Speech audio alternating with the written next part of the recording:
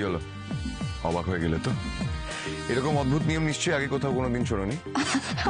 দুপুরে রান্না করতে পারবো না, মনে নিয়ে আগেরবার করেছিলাম, আর পারবো না।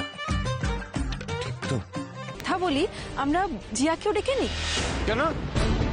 ওকে কেন ডাকতে যাবি আবার? কত বছর বাদে দুজনে বাথরুমে গড়াগড়ি, আবার ছাদে ভিজবো। এ ভগবান, কি মাথাটা খারাপ। চল চল, উপরে চল, ছাদে যেতে হবে। ছাদে গিয়ে কি করবো? আরে এখন কিছু অ্যারেঞ্জ হয়নি, চল। হ্যাঁ, সব অ্যারেঞ্জ করতে হবে, চল। বসে করতে হবে, বসে করতে হবে, দাঁড়িয়ে হবে না।